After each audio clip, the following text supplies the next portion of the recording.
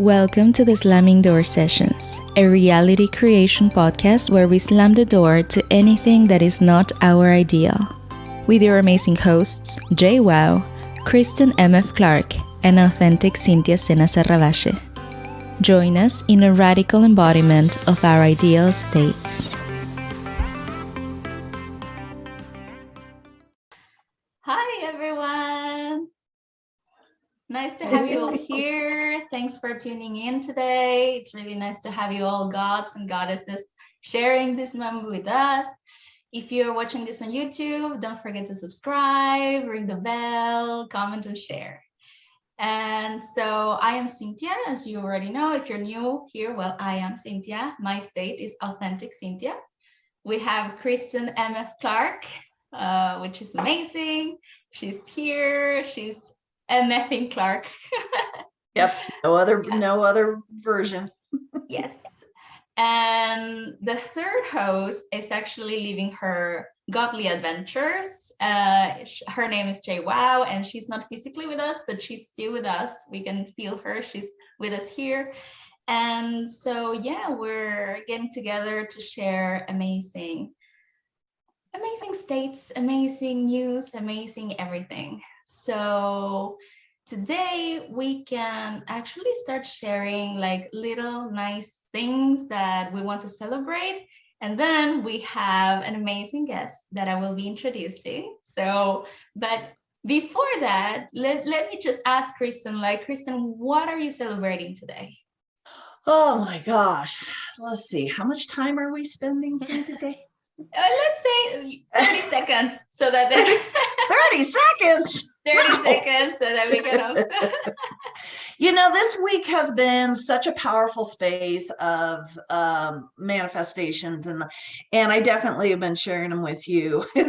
And the funny thing is I get so excited when something wonderful lands in my lap, and then I'm on to the next. So asking me to remember them is always like, what did happen? Well, what happened in the last 30 minutes, for example? Oh my gosh. This morning I really woke up, and a lot of what came my way was Abdullah's statement of, I don't remember what it was. It was something akin to, if you're already there, you're not asking how. You're not asking, how do I do it? You're not playing that game of it's coming, because you're already it. And that was the biggest thing I wanted to bring into today's, because that is the basis of the slamming door, is that you fully 100% embody this of your ideal. In fact, I'm even getting to the point to where I don't even like using the word ideal, because if I was already there, I wouldn't be calling it ideal, because ideal kind of makes it sound like, well, here's the non-ideal, and then over here is the good ideal. And, it's just, I am in that house. I am having an outrageous, wild, crazy ass income where I can do whatever I want. I have the most amazing people around me that are always reflecting without prompting from me. They always reflect their ideal. They always reflect that state of just joy and, oh my God, let me tell you what happened. So that's where I'm at right now. But Cynthia, you go. Yes. So actually, just before coming to do the podcast, I was coming home and I was going to take the bus. And lately, I've been playing with this idea that, the bus is always there when I want it to be. And I think a couple of days ago, I thought, like, the bus is actually there waiting for me, right? And then I didn't think about it again. And so I'm coming home and I'm saying, okay, I'm going to take the bus. And I checked the time to see when it was going to come. And it was going to arrive. It was saying 6 minutes, right? And I would be getting there in between 8 to 10 minutes. I was like, oh, okay, no big deal. And so I keep going towards the bus stop. And then I realized, oh my God, I forgot my purse in the place where I was before. So I turned around, went back.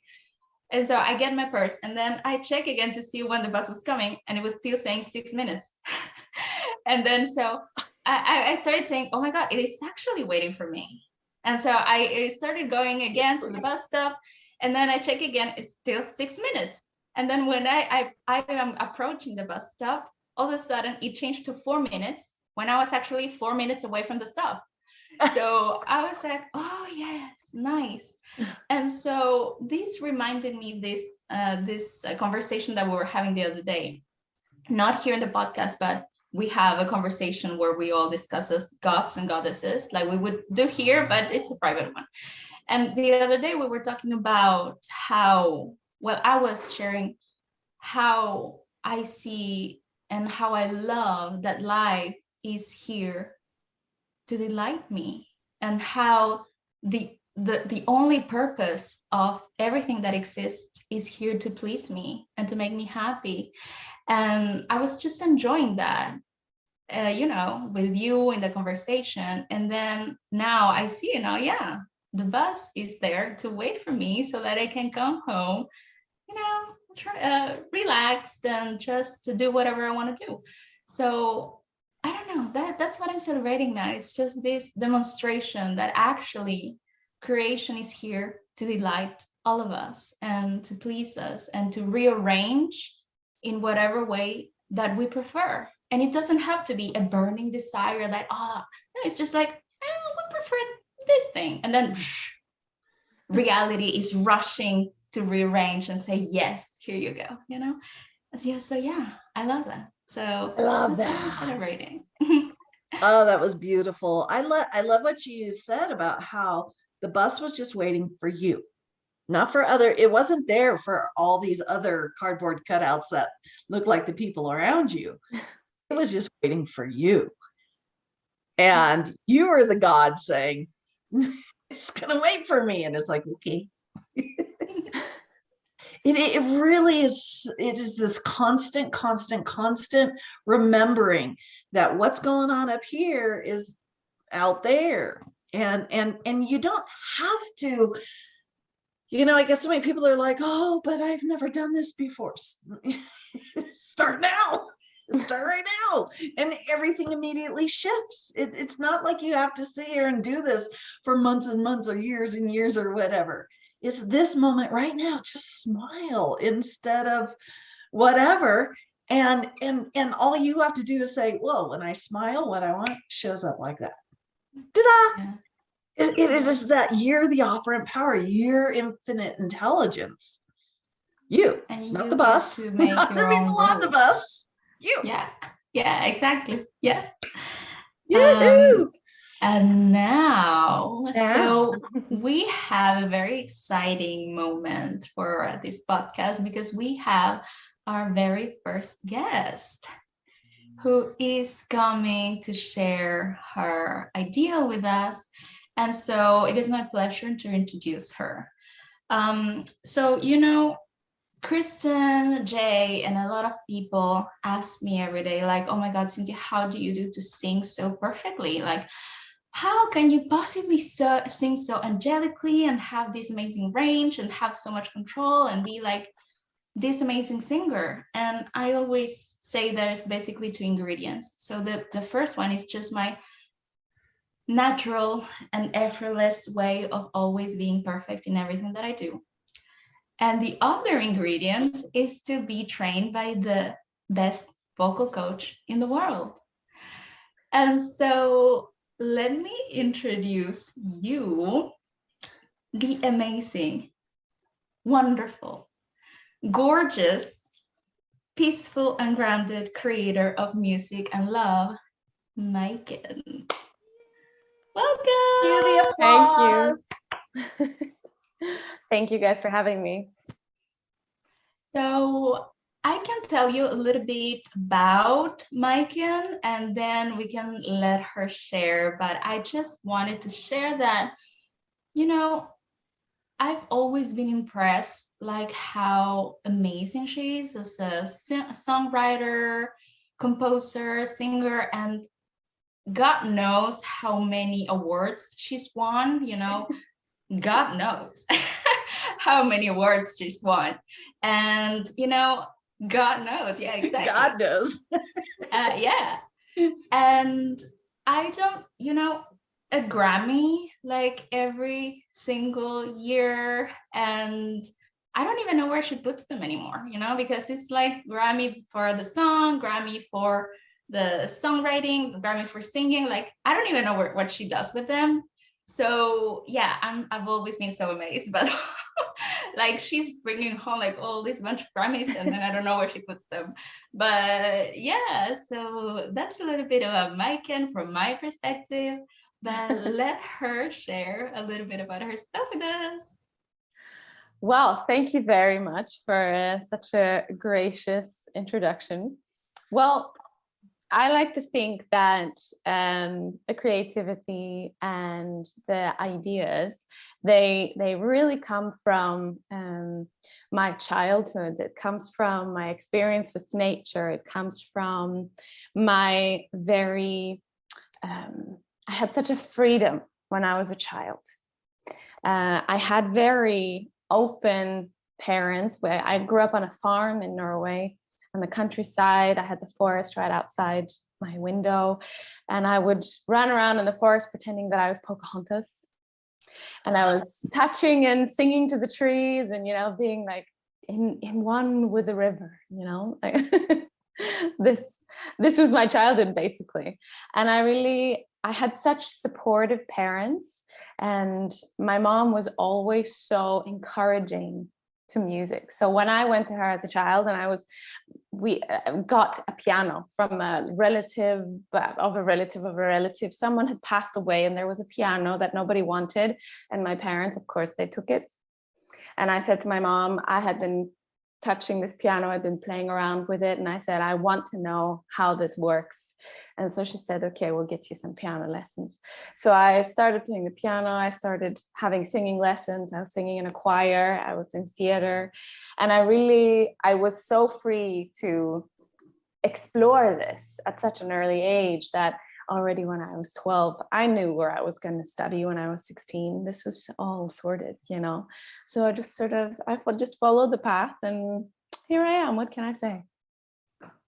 Yeah, so effortless. I love it. Yeah. I love it. I love the Pocahontas part. I love that because that was like my favorite song. What is it? Something of the wind. Colors of the Wind. Colors of the Wind. Yeah. I totally could see you just embodying that state of somebody so in tune with nature, and listening to have you seen the movie? It's called August Rush. Oh yeah. The boy, the dancer boy. Yeah. Sure. How he hears, a long time ago, but how he hears the music and everything, the traffic and everything. Absolutely. Actually, I was really lucky to go to Cuba when I was 20, I think, it was in relation to some studies. And I remember one of my teachers that we were going to go there with, he was saying, in Cuba, everybody dances everywhere all the time. They just walk down the street, and if a car has a funny sound, then you will see them dancing along. So we all just had to learn how to dance the salsa. I mean, there was no getting away from that. Oh, I love that. And can you say again the name of the movie, Kristen? What is it? August, like the month, August Rush. August Rush. Yeah, it sounded familiar. Wasn't it actually based on Maiken's life? Oh. I think it was. Very loosely, because yes, it the ability to just sit down to a piano and just play. Yeah, actually that part was inspired. Yeah, that natural at such a young age, being a total, virtuoso, being a total, being able. Oh, sorry, I thought you were holding something up. Well, and so Maiken, tell us more about this wonderful state of the peaceful, grounded creator of music and love. Tell us more about her. So this person, this being, this feeling, it's wonderful. It has always been really important to me that along with the ability to create comes, first of all, it comes from a passion. So there is always going to be love there. And gratitude, the importance of gratitude, that when I feel like I'm always giving something back. And I know and I know that many people, I talk to other creators that have experienced the same thing, that it's not something that is mine. It's like I have been granted access to this sacred library of beautiful books and songs and music. And it's like, they are all there and we are all it, and it is all ready. But somehow this was granted to me, and it comes to me like a gift. So I feel in a way like this has become I'm like a channel where all of this can come out to the world. So the gratitude of that and the love of sharing it with other people, when it comes from this place of peace, when it comes from this place of, I know that I'm doing the right thing, I know that this is something that needs to be out there in the world, I feel like it's such an important thing, just being here, sharing this, living in this sort of bubble of creativity. Can I ask you, who is your favorite musician who is currently playing, who is still Currently active playing? Yeah. She's maybe kind of active, you could say, but my all-time absolute idol, I would say, is Joni Mitchell. She's not necessarily playing live right now, but she is still alive. But of musicians today, musicians that come to mind is Hosier, for example, beautiful singer and writer. Alt J, also very creative music, also very clever lyrics, clever writing, clever music. These two come to mind immediately. And how does it feel to know that they are your biggest fans, like that they have like such admiration for you, and that they are so grateful for everything that you have created? Like, how does it feel knowing that they are always flooding your social media, or always saying like, oh my God, whenever you release something, they're like, did you see what Maiken released? Like, oh my God, and they're gushing about you. How does it feel to be so admired by these amazing musicians? Well, you know what? I admire them too. We admire each other. It is just, this is what we do. We're just, this is what we're all meant to do. So I'm grateful. I love it, but I love them too. So it's just mutual. It's mutual love. Of course, because equal goddess and gods, they admire each other. So that's Absolutely. Natural. But yeah, so nice. Absolutely. But this is the important thing for me to remember, that we are all we have this within us. We are all amazing creators, essentially, at the end of the day. This is what we all do. And I think these people have just, we have the possibility to sort of live our ultimate dream, and they are just showing that it's possible. And it's great to know that, if you have a question about something or an idea, you just send them a message, and you're like, yeah. So yeah, it's pretty cool. Lovely, lovely, lovely.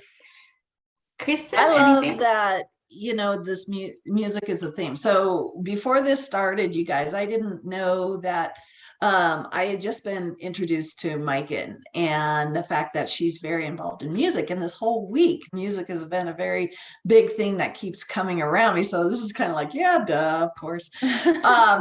But one of the biggest things I love about music, I adore about music, is when you hear that one song or the two or three those one songs that just snap you out of whatever you're in, and you get it. It is an immediate shift of state of being. It is the easiest way to shift your state from to all of a sudden just rocking out and dancing. Life is amazing. Yeah. Yeah, right. I mean, that is what. In fact, we even had in one of our other groups, we had one lady who was saying, she goes, you know what? If I'm already everything, if I already have everything, then can we just skip all the lectures and all the memes and all the note taking and just go straight to singing and dancing? And I was like, boom, there it is. And music is the shortcut. It's the fucking shortcut from your crap. You know, it just, I can get in my car and the best song can be going and I will forget whatever it was I was worried about. Not that I do that anymore, but it's still, music can always take me. I can be in the best mood. I can be in the highest, most best mood, and a good song comes on and I go even higher. I'm like, stratosphere. I love that about music, you know? And the coolest thing, Maiken, is that you embody that. You embody that. You embody that shortcut. That, you know, it's just like, just let me come into your area and just light you up. And just by seeing me, you're going to forget all your worries or your troubles, and you're just going to get into a dancing mood, a singing. Yes. Well, you know, it's really interesting that you say that, because this is what I talk to all of my students about as well. And the importance of just simply listening to the music and just stop the mind chatter and just let it happen. You know, all of this, all of the that keeps going on inside your head, unnecessary. Just listen to the music and listen to the sound that you're creating. And that's all you need to do. And actually, if you think about it, if that's all I need to do, and I don't actually have to do anything else, well, how easy is that, actually? How chill is that? You don't have to do anything else. You just create sound and listen to the sound that you're making. And if you can stop everything else, it's easy. I love it. Yeah. I love it. Upset. I love it. I love, yeah, it's like mic drop. That was like, okay, guys, see you next week. Thank you. So my job is done here. Should I go? No, I think we can go now. It really, you know, I mean, because that's what we're all searching for. We're searching for those shortcuts. We're searching for the one missing ingredient. And it's like no, it's already in here. It's already in here. Just sing. Absolutely. Yep. Just sing and dance. And that is the whole foundation of my business, actually. The sort of therapeutic approach to singing, but without it being traditional therapy. It's the sort of the shortcut to yourself, in a sense, you know, finding yourself. Like I usually say, in the way that your eyes are the windows to your soul. Well, you know what? The voice is the doorway to all your emotions. And if you can just let that out, then life will be beautiful. Yeah. In simple terms. And then there's, you know, all of the hours that we spend practicing and, you know, just enjoying what we're doing. But at the end of the day, it's basically that. And that is why it's going so well. And that's why students keep coming to me, because we really go deep into that. And if you find that, then music is sort of for me, it's almost like the shell layer. Music actually is the source of creation, essentially, and music is kind of the outfit that you put on it in that context. But it all comes from creation at the center, right? Yeah. So we all just we just embody this sort of, okay, here is a music as a tool to reach what actually is creation, in a sense. Yeah. Wow. Amazing. And you just reminded me of something, because you know, I truly believe that being our authentic selves is the biggest gift for the entire world. Yeah. And hence the authentic Cynthia state. And so every time I see how you work with your clients and how they express authentically who they are through music, and how that is world changing, and how that is transforming for everyone around them in their lives.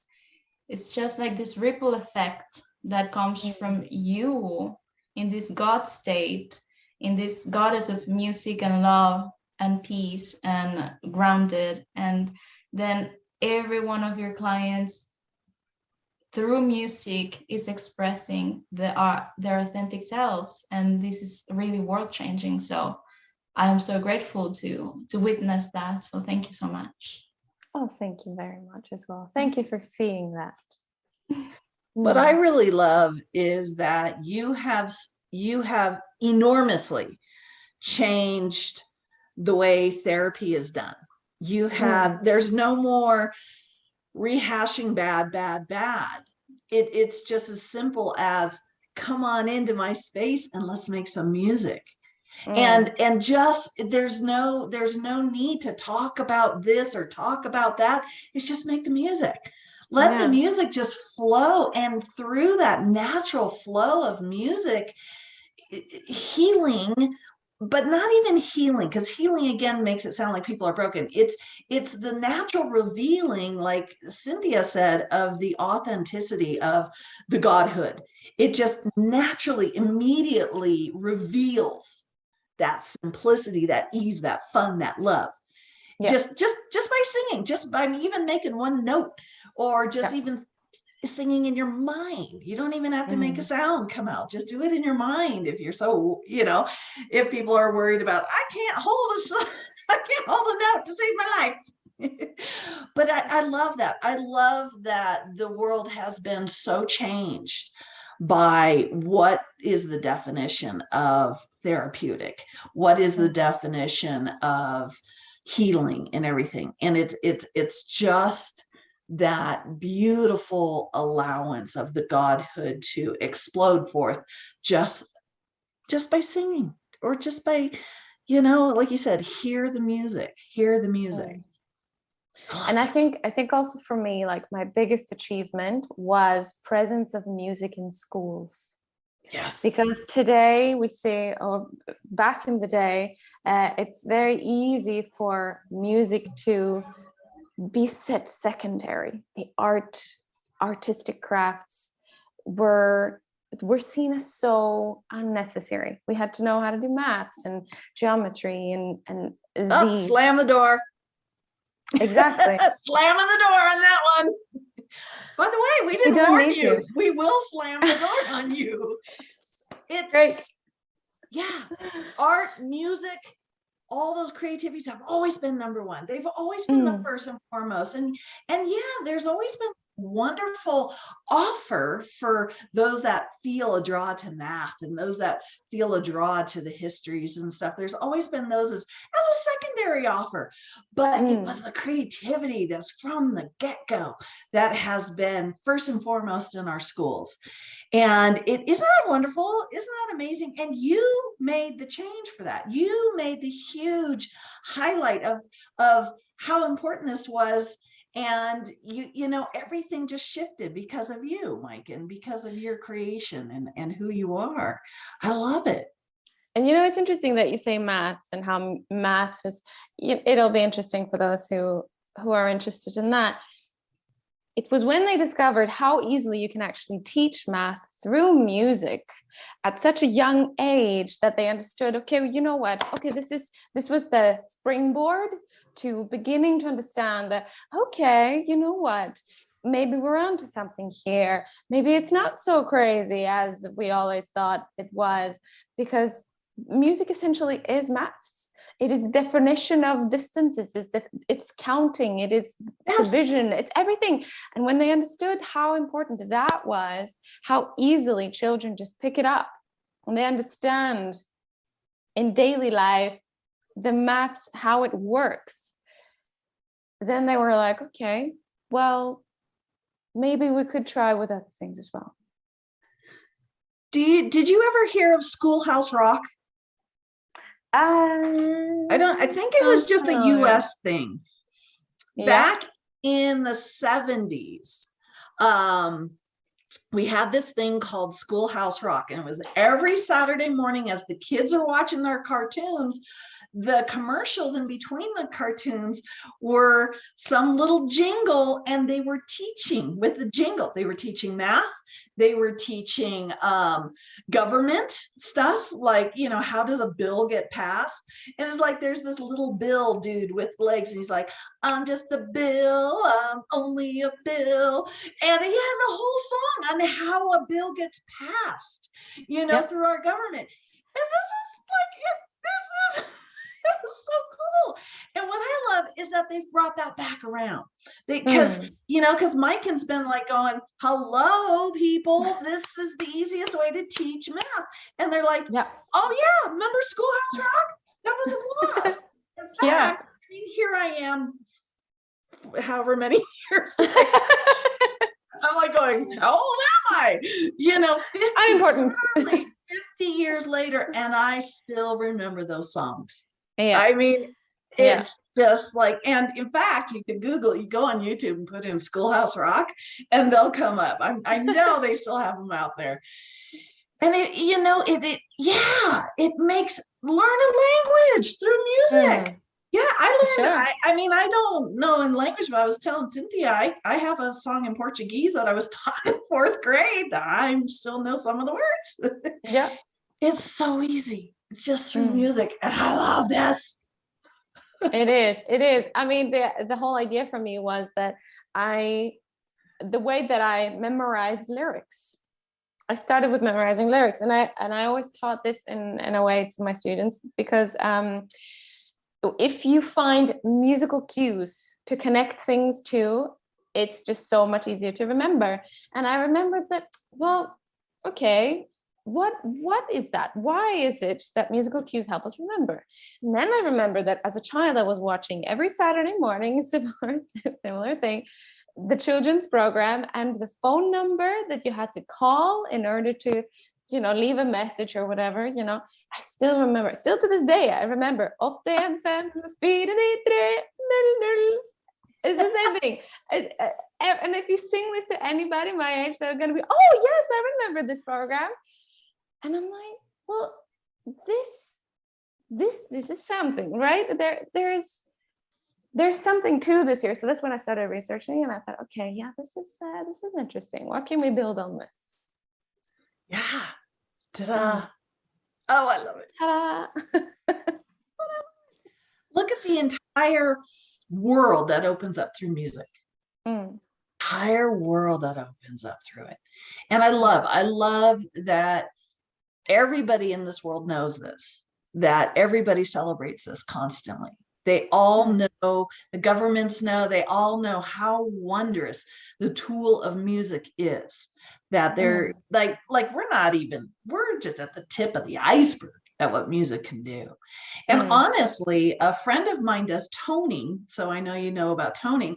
And there's a history of long time ago when Hawaii was not just islands, it was Lemuria. There were passages embedded in the rock. Think of like Lord of the Rings, where they were opened through a toning. They had special singers that would come in, and through hitting a certain pitch and holding that, the passages would open, the rock walls would open. It's pretty amazing. That's really cool. Yeah. Yeah. Well, I have a theory that and we can see it's already happening, but I believe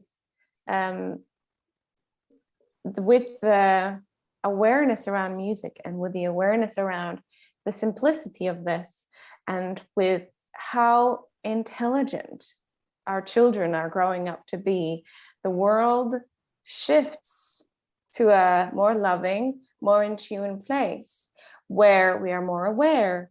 And one of the reasons music wasn't present in the school was the power wanted us to be separate from them But as we are shifting our awareness around music and shifting our awareness around our minds and our capabilities, suddenly the whole world is shifting, and there is no pyramid anymore. We're all part of the same thing here.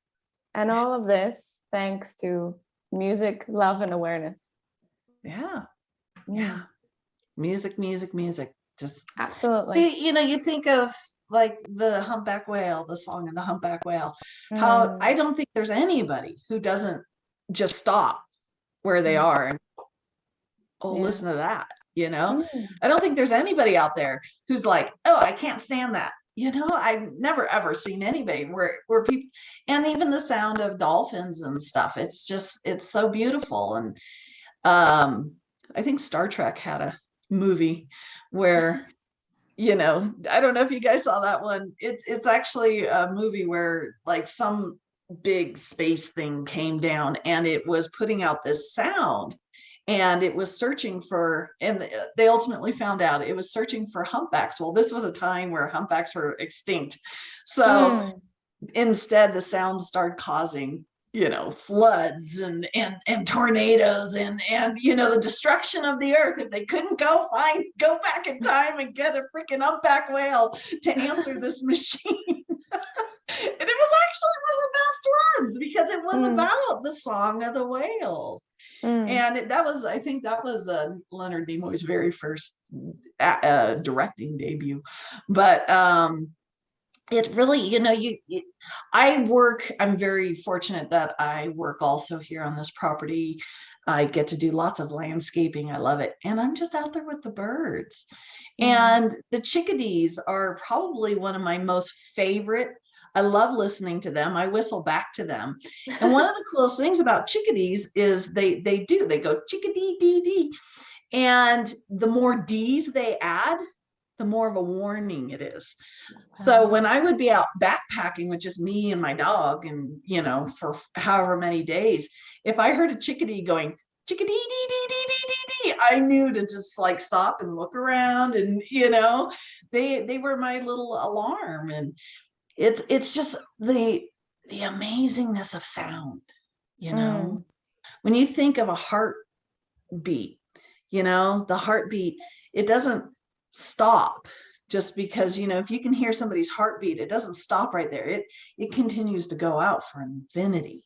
That heartbeat, each sound we're making here, it doesn't stop. It doesn't ever fade away just because you can't hear it. It continues to go out and out like a ripple. And sound is essentially vibration, right? And we are constant vibrating beings. All of our atoms, the neurons, the electrons, and everything that we are made of, they are constantly moving and constantly vibrating and constantly sending out actually sound. So we are sound. Yeah. We are music. There's a reason why the sounds of nature, like the moving trees behind you, right? There's a reason why when you go out and you just hear the wind whistling through the leaves, it just feels so natural to you. When you hear a natural singing voice, rather than something that has been worked too much through a computer, it feels more, it makes you feel something different than when you hear a computerized sound. There's a reason why we love the crashing of the ocean, because we're actually a part of the whole system of vibrations and sound waves. We are just sound, essentially, packed into a meat body.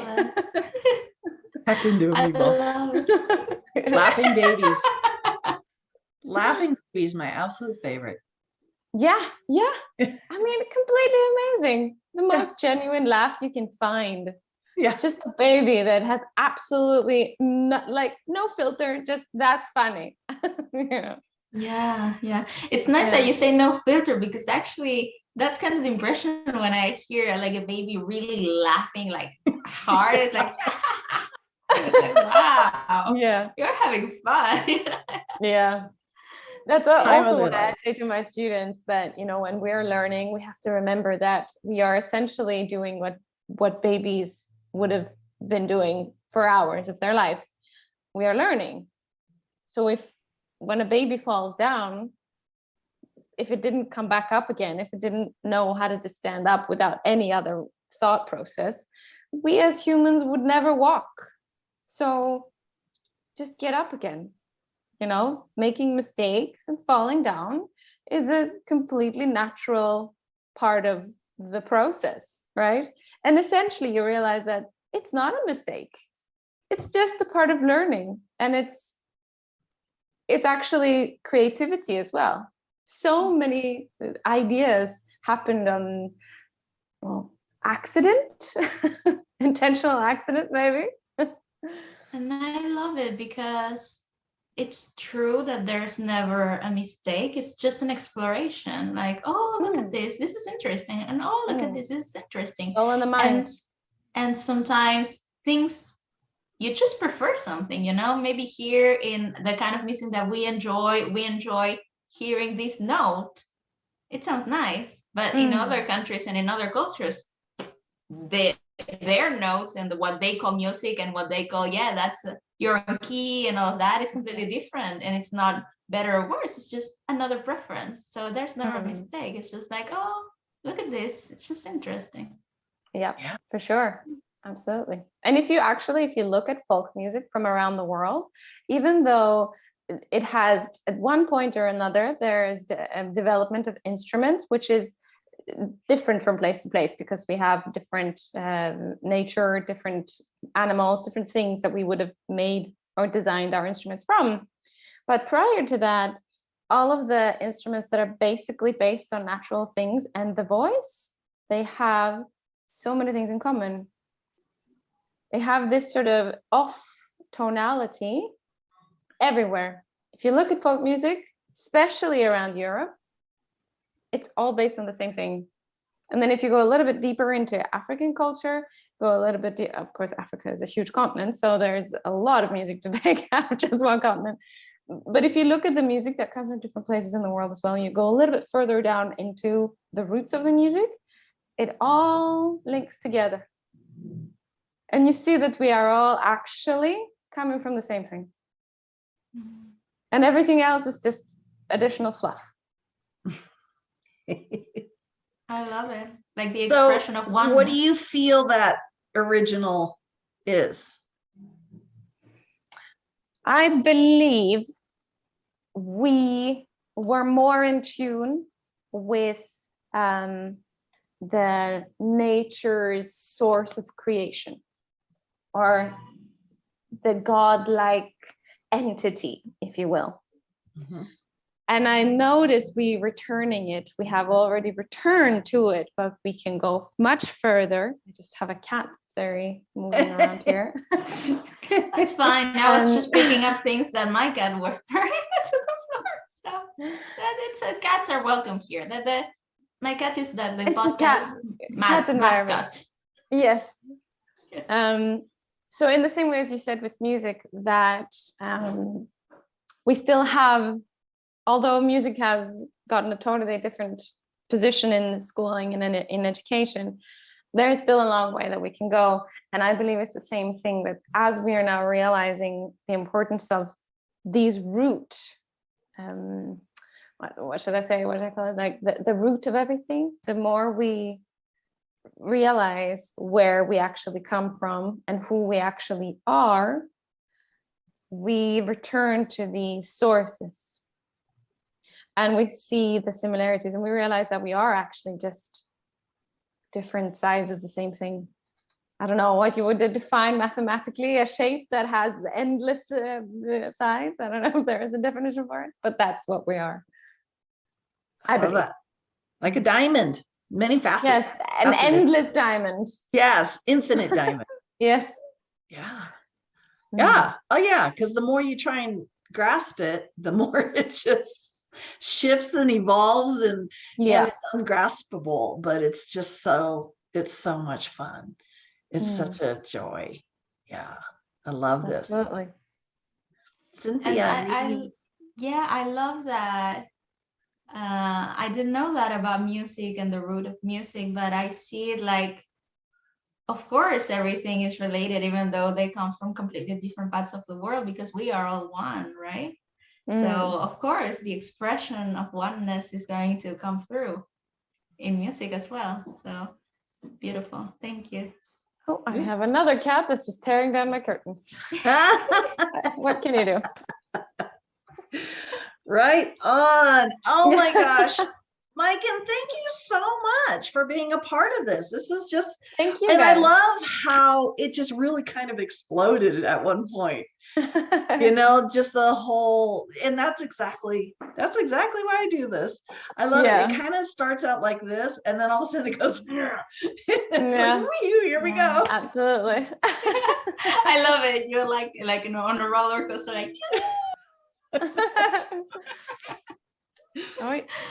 I love it. So thank you so much, Maiken, and thank you for being our first guest today. And thank you for sharing your lovely state and all your stories and your manifestations. And yeah, so looking forward for all your next Grammys. Yes, of course. I'll tell you, I'm excited to see what evolves from here. And I did want to say to anybody who's listening, if you feel like you want to do this, let us know. All the information. If you're listening to us on Anchor, it's down below in the, I don't know, the connect with us section. And if you're listening to this on a YouTube video, all our information is always below. We would love to have guests on here who are willing to come up to this level of everything is beautiful, everything is ideal. It already is. It's not going to, it already is. And letting us, celebrate that with you, just as we did today with Maiken, and how it just, it was so good. Yeah. Can I share one last little Please thing? Please do. Just last weekend, I've already told Cynthia about it, and I also have two cats that are in high disagreement here. So there's some sound going on. That's fine. Special effects for the podcast, even better. Exactly. Just some background music. We were celebrating Easter last weekend, and we were out for dinner in the night, as it is in Greece where I am, where you eat after 12, and we were on our way back at 3 a.m. Me and my partner, I decided to walk, and at one point I didn't think it was so far, and he said, "Oh, but Maiken, it's another 10 minutes." And I thought to myself, it would be really great if we had a car right now. But I thought, okay, well, you know what, we don't have a car, but it would be really good to just get in a car. I just want to go to sleep. And then in that moment, my partner's father, there's a car, suddenly just appears on the street. And I'm like, well, hallelujah. And I'm like, okay, I didn't even see him coming. It just, there it is. Okay, that's perfect. Great. So he comes over to the other side of the street. We get in, and I'm back home and in bed in the next 10 minutes. And I'm like, this is perfect. Out of thin air transportation. Out of thin air transportation. That's what it was. Because the queen has spoken. She wanted a car. Yep, that's how it is. And I love it because she told me, like, the street is very small, and he would have had to come towards them in order to turn around and come from the other side. And no, it appeared. So, out of thin air. No other cars. The street was totally empty. I would have seen him. But nope. How wonderful. And we do this all the time, all day long, constantly. Yeah, I love it. This cat really wants to play with me right now. Jesus. I'm not entirely sure what. Oh my God, he's going to destroy my clothes. All right. Well, thank you guys. And thank you for that perfect story to finish this with. That was awesome. Yes. Thank you. Thank you guys for having me. Yes. And we'll see everybody next week. Yes. Thank you guys. Bye. Take care. Bye.